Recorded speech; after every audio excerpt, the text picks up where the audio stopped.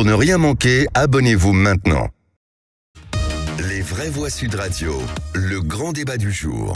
Une agression violente qui a dû être évidemment ressentie comme telle par cette pauvre dame de 89 ans. Les individus sont jeunes, 14 ans, sont connus pour des larcins, ils sont connus pour des recels de vol. Le parquet de Nanterre affirme que Nahel était connu de la justice, notamment pour refus d'obtempérer. Être connu service de police, ça veut absolument rien dire. Il y a un casier judiciaire vierge. Nous avons des fichiers de police qu'on appelle les fichiers STIC ou le TAG, avec des individus qui sont fichés alors qu'ils n'ont jamais commis d'infraction. Dans ce type de quartier, c'est assez rare qu'un jeune n'ait jamais été contrôlé ou n'ait jamais été placé en garde à vue. Ce qui est important en matière judiciaire, c'est ce qu'on appelle un casier judiciaire. Lorsqu'il n'y a pas de mention au casier, les éléments ne sont pas précis et c'est très compliqué de les mettre en avant. Et donc 1 an de prison avec sursis et obligation de soins, c'est la peine écopée par 2 mineurs qui ont frappé en août dernier à Cannes une octogénaire. Pour l'avocat de la victime, la sanction n'est pas suffisante. Philippe. Oui, d'autant plus que la vieille dame continue aujourd'hui de souffrir des conséquences de cet acte odieux qui avait fait le buzz sur les réseaux sociaux. Dans le cas du jeune Nahel, une sanction éducative figurait sur son casier judiciaire pour un refus d'obtempérer datant de janvier 2022, le week-end précédent sa mort. Il avait été déféré au parquet de Nanterre pour un nouveau refus d'obtempérer et attendait d'être présenté à un juge pour enfants en septembre prochain. Alors vous, qu'en pensez-vous? Est-ce que l'ordonnance de 45 qui a été modifiée mais qui n'a pas été particulièrement durcie pose problème pour dissuader les jeunes délinquants qui deviennent récidivistes, multirécidivistes, réitérants, multiréitérants de recommencer leurs méfaits? Est-ce qu'il faut changer cette loi? Est-ce que pour vous l'absence de sanctions pour les mineurs est la principale cause de récidive? Venez nous donner votre opinion au 0826 300 300. Et pour l'instant vous dites oui à 87%. Et pour en parler, Philippe Pichon est avec nous, bienvenue.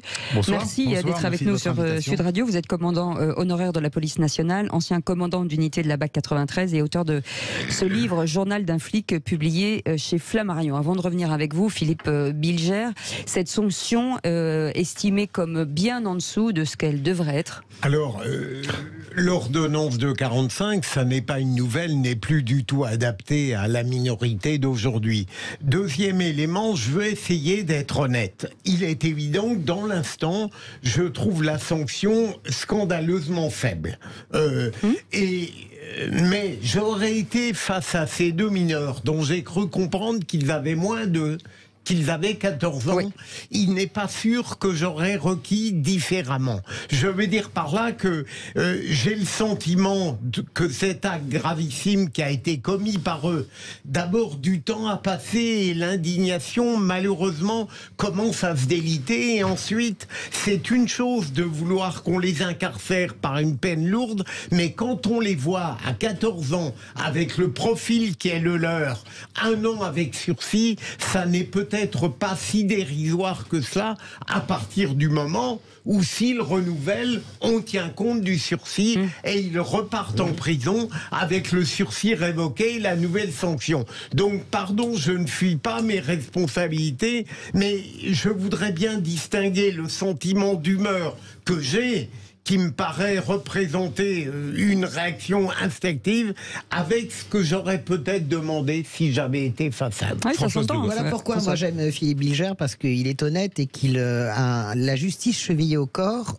en ce sens que la justice n'est pas la vengeance. Et je me faisais la même réflexion, en moins sophistiqué parce que je ne suis pas juriste, de cette idée du grand gap qu'il y a entre l'émotion qu'on peut avoir, parce que cette dame, elle a l'âge de ma mère, et que je pense que ma mère est un peu plus jeune, mais ça me serait insupportable que ma mère se fasse tabasser.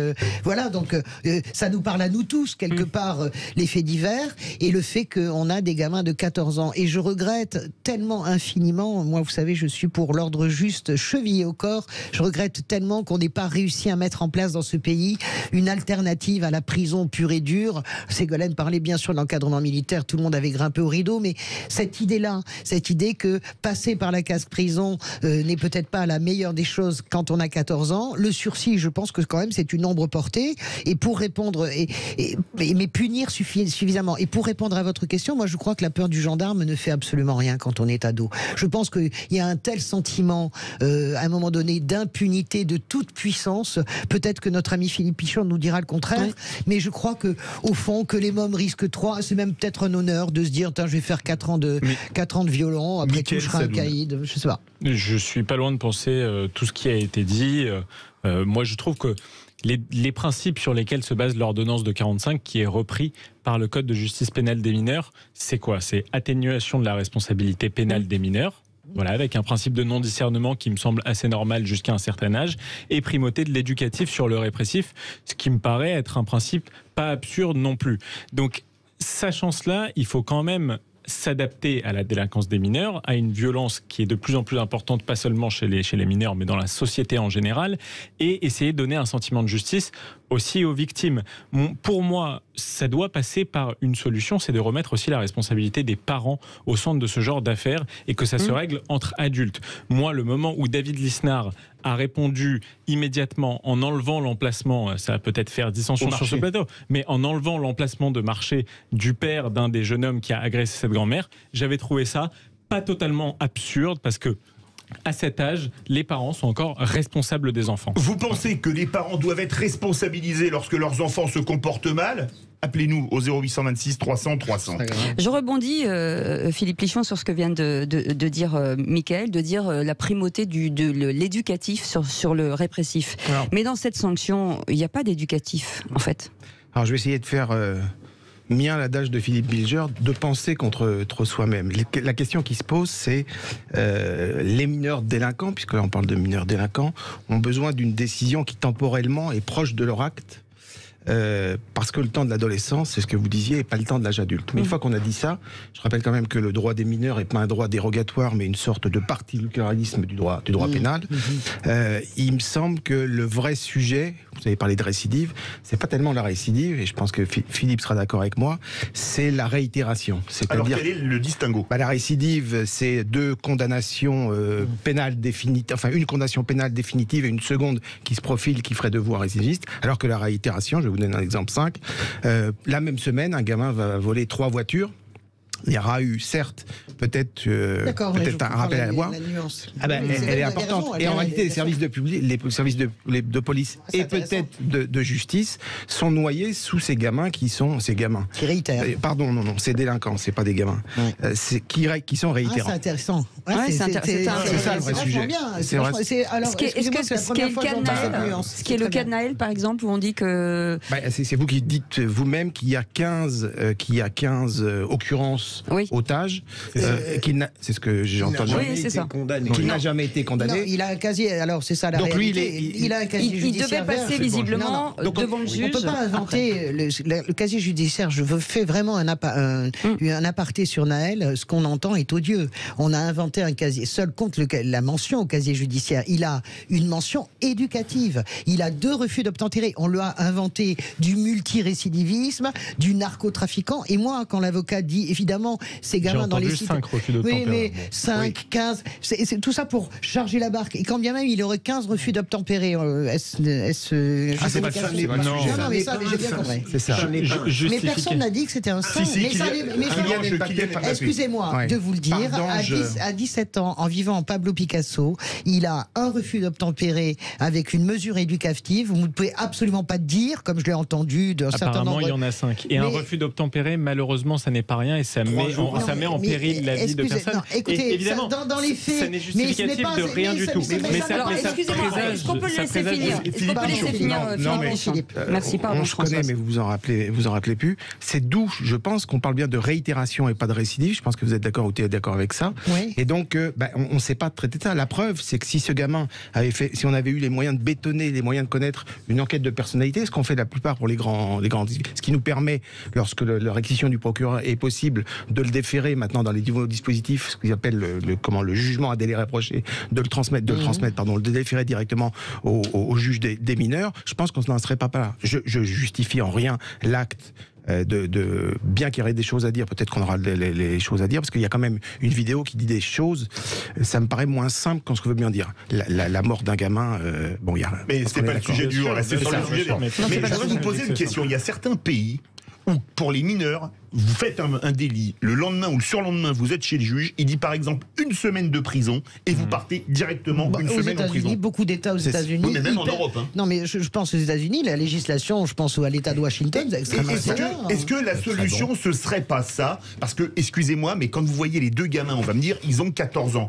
Mais moi, à 14 ans, personne n'a l'idée d'aller tabasser une vieille, vous me passerez l'expression de 89 ans, pour lui piquer son porte-monnaie. Est-ce que quelque part, les envoyer une semaine, mais dans une prison, avec un encadrement, comme disait Ségolène Royal, militaire, par Donc exemple, c'est pas une prison. où on vous remet... Non, mais on est d'accord, c'est pas une prison. Un centre d'enfermement encadré et où vraiment on vous remet au carré, on vous remet les angles comme il faut, ce serait pas la solution. Je suis d'accord avec ça, mais avant la prison ou avant le centre éducatif fermé, il faut une décision de justice. Et le problème, c'est que, je pense, sous réserve de ce que vous allez dire, qu'il faut généraliser la présentation immédiate devant les juridictions de mineurs, c'est-à-dire dans un délai très court. Oui. Mais c'est évident, on a fait l'inverse. Si je ne suis plus ça de très près, mais la coupure entre la déclaration de culpabilité et des mois après la condamnation est une absurdité. J'ai une question à Philippe Pichon parce que ça y est, je.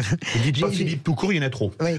Non. J'ai une question qui me paraît parce que je sais que c'est un gros mot parce que tout le monde a fait pipi dessus sur la police de proximité. Mais est-ce que vous n'avez pas le sentiment quand même que cette dégradation dans le comportement des mineurs, ce sentiment de toute puissance, je roule au volant de grosses bagnoles, je fais le chouf, je gagne 1000 balles par jour.